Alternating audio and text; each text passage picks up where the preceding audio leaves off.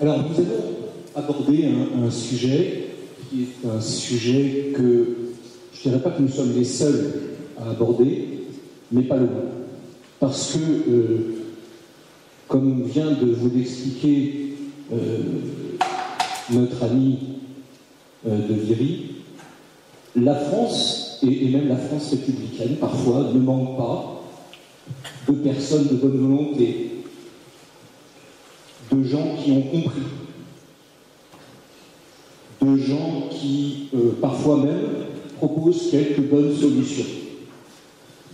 Mais force est quand même de constater qu'en 200 ans, eh ben, ça n'a pas changé grand-chose. Que les expériences d'hommes providentiels se sont toutes mal terminées et qu'au-delà des bonnes intentions affichées par les uns et les autres, eh bien, la France continue de s'enfoncer. Et il y a un moment où il faut faire le bilan, et ce bilan, il est sombre. Vous pouvez le faire, vous tous, autour de vous, aujourd'hui. Donc, quand je disais que nous sommes un petit peu les seuls à poser la question essentielle, eh bien oui, elle est essentielle. Il faut se demander jusqu'où les institutions ne posent pas problème. Parce que si on a des hommes de bonne volonté et que ça ne marche pas, eh bien, il faut aller chercher au-dessus. Voilà. Et donc, je vous remercie d'être ici pour en discuter. Et je voudrais poser la première question à Frédéric Rouvillois. Quels sont aujourd'hui, à la fois dans les institutions républicaines et peut-être aussi dans leur mécanisme de fonctionnement, les limites de la République? Qu'est-ce qui fait que ça ne peut pas aller, que ça ne va pas plus loin? Les limites de la République, c'est la République. Voilà. Mais inversement, ce qui fait qu'il faut nuancer les choses, et je crois que c'est en tant que maurassien, etc., c'est notre travail, il faut se rendre compte que, voilà, tu évoquais effectivement le relativement long terme, hein, depuis 200 ans, en fait pas depuis 200 ans, depuis maintenant, bientôt presque 240 ans. Hein, on est dans une situation effectivement problématique, inconfortable, mais qui n'est pas totalement linéaire et uniforme. C'est-à-dire que, voilà, dans cette période de 240 ans, il y a eu des relativement, il y a eu des très bas, que nous connaissons tous, qui sont restés gravés dans la mémoire française.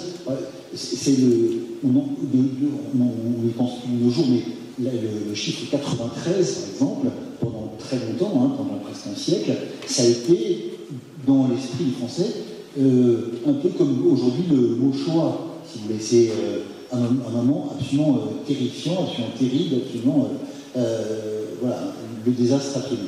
Il y a eu des moments plus sympathiques, hein, on l'a évoqué tout à l'heure, Jean-Philippe Chauvin a évoqué assez longuement 1814, la Restauration, puis même de 1830 à 1848, la monarchie de Juillet, qui avait des côtés pas terribles et d'autres qui étaient plus intéressants. Même à l'époque républicaine, il y a voilà, toutes les républiques ne sont pas identiquement mauvaises, parce que, je dirais, toutes les républiques ne sont pas identiquement républicaines. Vous savez, dans les films et séries, on nous explique qu'il y a toujours une gradation de 1 à 10, la couleur, etc. Voilà, pour les républiques, c'est un peu ça. Hein, la pire, c'est celle qui a 10, et la moins pire, c'est celle qui a 2 ou 3, quoi, 1 éventuellement. Et dans l'histoire de France, donc, depuis 240 ans, il y a des républiques qui sont finalement, peut-être en discuter tout à l'heure, mais moins mauvaises que d'autres. En un sens, le consulat de Bonaparte, hein, à partir de 1799, c'est une république, hein, formellement.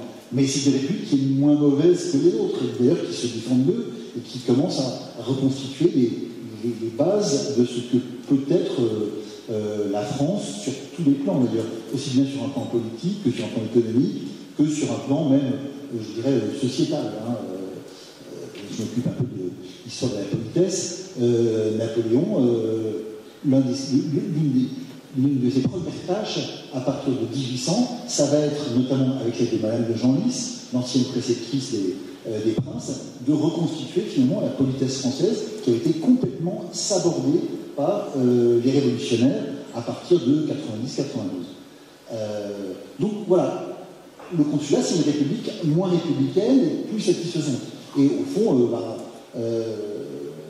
la monarchie impériale jusqu'en 1814, c'est un peu républicain, donc on n'aime pas trop, et on sait que c'est pas terrible et qu'il y a des problèmes, mais c'est quand même moins mal que d'autres.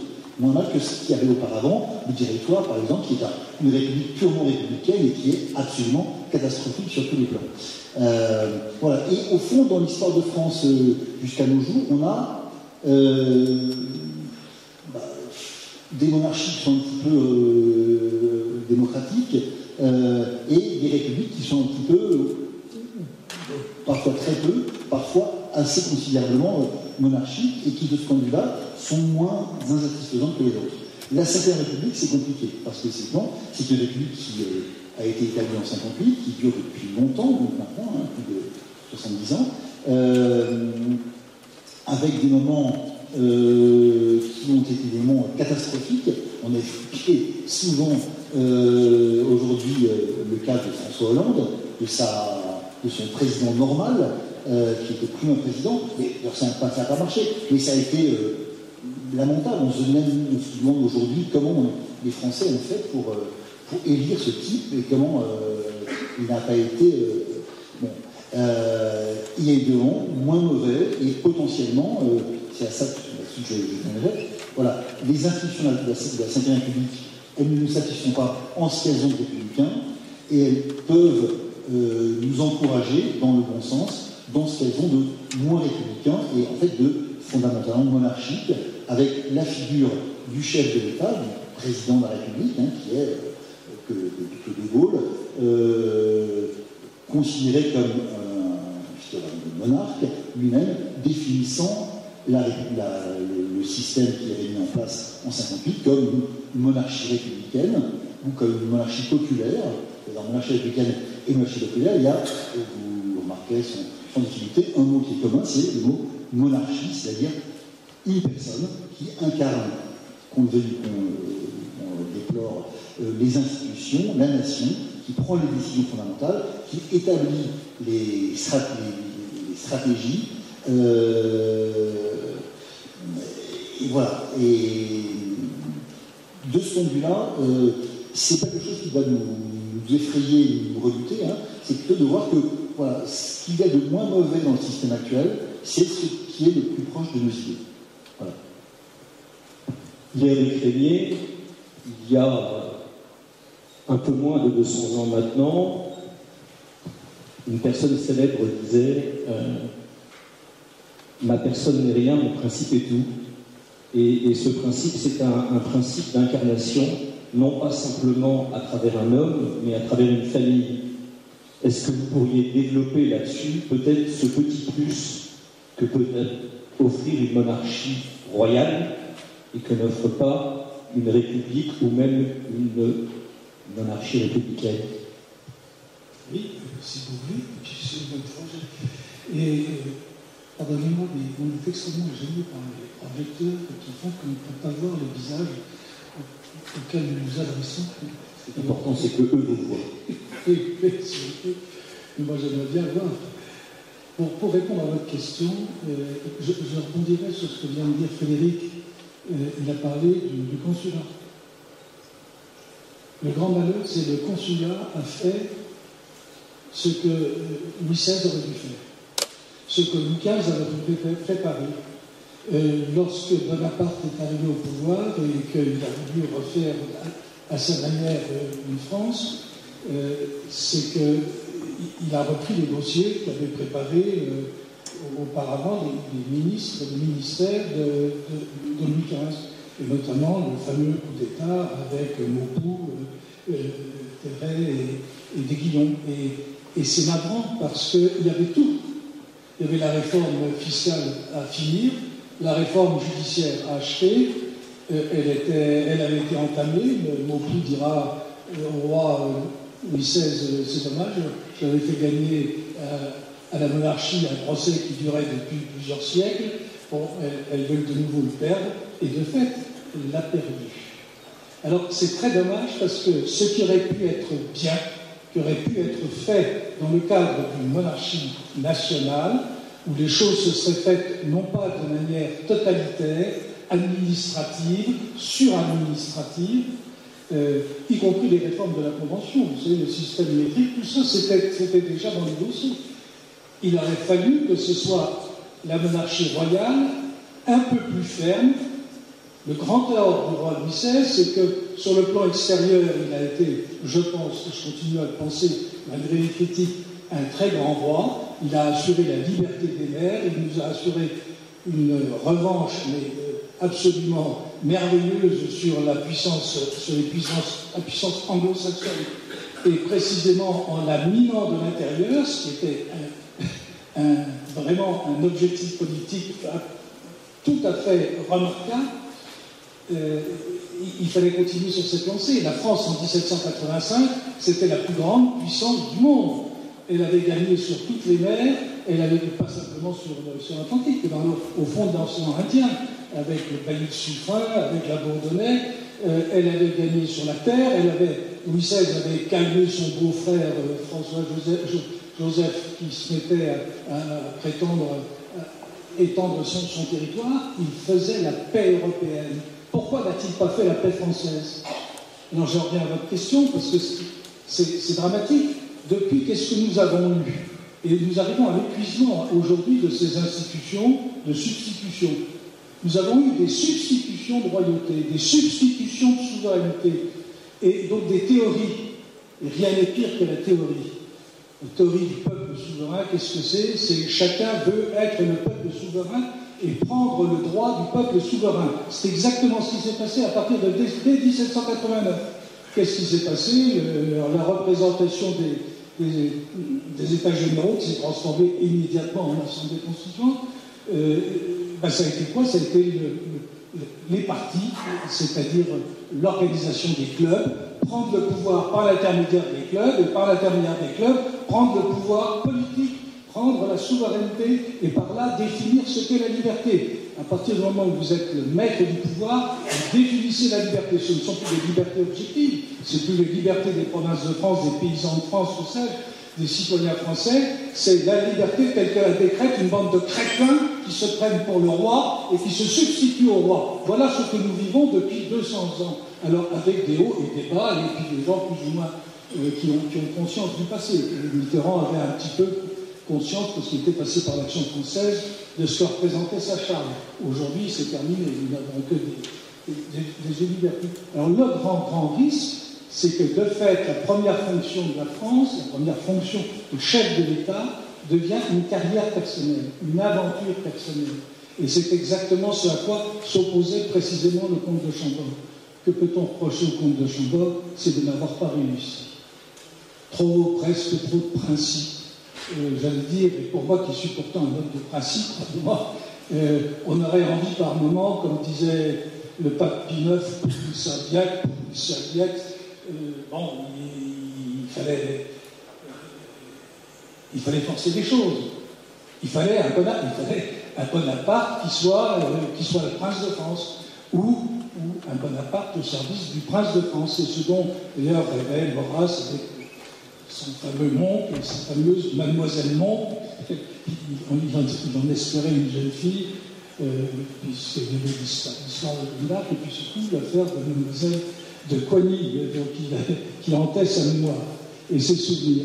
Alors pour revenir à votre affaire, c'est vraiment dommage. Aujourd'hui, nous avons une institution suprême qui n'est plus que l'objet d'une convoitise perpétuelle et qui n'est plus que l'aboutissement d'une carrière en vue d'un rebond. Il n'a qu'à regarder notre Macron, il pense à rebondir dans une Europe de la défense, une communauté européenne de la défense dont il sera le président, donc il faut qu'il y ait la guerre pour que M. Macron continue à exister.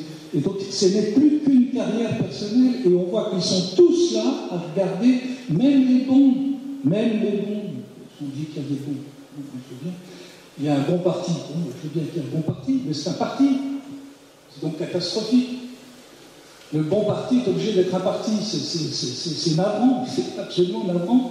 Et donc là, il n'y a plus de chef de l'État en réalité. Concrètement, on a un homme qui se félicite d'être arrivé là où il est arrivé et qui pense qu'il est supérieur aux autres parce qu'il a réussi à tenir pendant 2 mandats.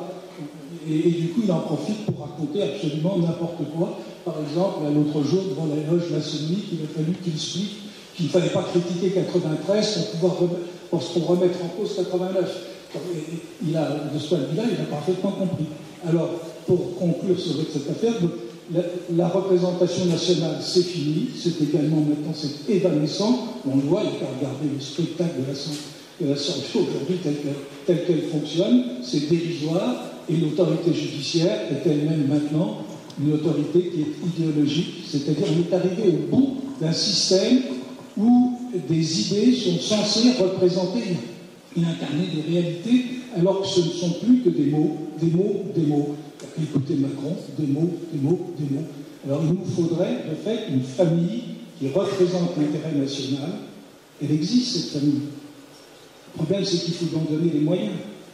Et la difficulté aussi, c'est que dans le cadre républicain, si vous voulez défendre l'idéal monarchique, la pensée royale, eh bien vous êtes obligé d'entrer immédiatement dans un débat public et effectivement immédiatement contradictoire.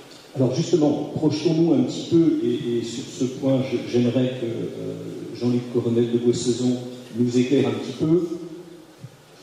Les anglo-saxons, généralement, pour espérer arriver au pouvoir, établissent ce qu'ils appellent un shadow cabinet, c'est-à-dire qu'ils font semblant d'avoir un conseil des ministres avec les personnes en place, les idées qui vont avec, etc. Sans aller jusque dans ces détails-là, il nous faut malgré tout, pour légitimer le désir que nous avons de changer les institutions, montrer quelques grandes orientations qui nous permettraient d'avoir ce qu'on pourrait appeler une feuille de route vers une restauration des institutions. Et là, je dirais à la croisée des chemins des textes institutionnels et de l'action politique, est-ce que vous pourriez nous établir nous prioriser quelques réformes les plus urgentes à mettre en place pour que les choses changent enfin? Je pense que pour cet aspect de droit positif et actuel, il faudra évidemment rendre la parole à mon collègue et ami Frédéric Augilois, qui a beaucoup d'idées en la matière. Je vais simplement tenter de vous préparer un peu le terrain. À quoi doit-on travailler pour préparer effectivement cette évolution? Bon, la première des choses à faire, c'est de travailler une prise de conscience. Il y a le pouvoir institutionnel et puis il y a le pouvoir idéologique, qui pour nous est essentiellement le pouvoir médiatique. Et il faut effectivement mener, c'est ce que vous faites à l'Action française, un pouvoir, il faut mener une contre-offensive, avant tout dans le domaine des idées, en expliquant avec calme pourquoi le régime républicain est problématique en France. Nous savons par cœur, je fais simplement 2 rappels, il est problématique fondamentalement, c'est-à-dire qu'il ne peut pas être changé en raison de ses fondations. Il y a une fondation historique, ce n'est pas le cas du tout de toutes les républiques. C'est le cas de la République en France, à la République, je sais pas, médiévale de Florence ou de Genève, c'est même pas la République américaine, qui est nativement républicaine. Le problème de la République française, c'est qu'elle se fonde sur la détestation de 90% de l'histoire de France. Voilà. Comment appelle-t-on une personne qui déteste 90% de sa vie? Ou qui l'oublie? C'est quelqu'un de gâteux, c'est quelqu'un de malade. Voilà. Donc, c'est éminemment problématique du point de vue historique. Ensuite, du point de vue juridique, pour nous qui sommes juristes, le problème de la Révolution française aussi, par rapport à d'autres révolutions à nouveau, c'est qu'elle est fondée sur un droit révolutionnaire, une rupture radicale avec le droit historique, qu'il faut réexpliquer à nos compatriotes. Ce qui est pratique aujourd'hui, c'est que nous vivons tous les jours les conséquences de cette révolution juridique. Contrairement à la révolution anglaise qui reprend, surtout la deuxième de 1688, des droits historiques, comme Burke l'a expliqué, contre un certain absolutisme qui n'était pas très anglais de Jacques de Stuart, contrairement à la Révolution américaine qui est encore fille de l'Angleterre, la Révolution française a voulu, on le sait, réaliser des droits de l'homme. c'est-à-dire des droits qui n'existaient pas par définition. Les droits de l'homme n'existaient pas. Joseph de Maistre nous a montré pourquoi l'homme n'existait pas. Donc ce sont des droits non substantiels d'un régime qui lui-même se propose d'être tout sauf la France. Donc nous sommes dans une abstraction complète qui est à la fois qui nous vide de notre substance, et il suffit de parcourir les rues de n'importe quelle ville aujourd'hui pour avoir compris les conséquences ultimes d'être vidé de sa substance, et deuxièmement, évidemment, dans ce vide entre toutes les actions des factions, évidemment. Donc, il faut prendre conscience de cela, et il faut prendre conscience, parallèlement, en miroir, de ce que nous avons perdu, effectivement, et de ce que nous devons retrouver. Et là, je pense qu'il y a un travail pédagogique à faire d'explication de ce que fut, effectivement, l'ancienne France, le pouvoir royal, qui n'est pas du tout, en tout cas pour l'historien des institutions, que je tente d'être, n'est pas du tout ce qu'on nous apprend. Le temps nous presse, donc je mettrai un coup de projecteur sur deux concepts, et j'ouvrirai sur des réformes concrètes auxquelles ces concepts mènent. D'abord, je crois qu'il faut retrouver la majesté. J'avais conclu ici l'année dernière sur ce concept. Qu'est-ce que la majesté? Un pouvoir magnifique. Il est magnifique, pourquoi? Parce qu'il est accepté et parce qu'il est aimé. Et pourquoi est-ce qu'il est accepté? Parce qu'il fait l'objet d'un consensus, ou plutôt parce qu'il respecte un consensus en fait pluriséculaire. Et le roi de France est le produit de l'histoire, de la tradition. Il est le gardien d'un type de constitution très spéciale, qui est la constitution coutumière du royaume de France, qui au fond s'est forgée pendant 13 siècles, et il fait l'objet d'un consensus. Et ensuite, il est aimé. Et pourquoi est-ce qu'il est aimé? Parce qu'il est des nôtres. Et là, je voudrais attirer l'attention sur un aspect de cette constitution coutumière de l'ancienne France, un aspect très discuté, qui est la loi de naturalité. Le fait que le roi de France doit être français. Eh bien, ce n'est pas évident. Le roi d'Espagne a été un Allemand avec Charles Quint, était un Espagnol avec le premier des Bourbons, Philippe V. L'Angleterre a eu un roi normand, Guillaume le Conquérant a eu un roi hollandais après sa deuxième République. La France n'a eu que des rois français.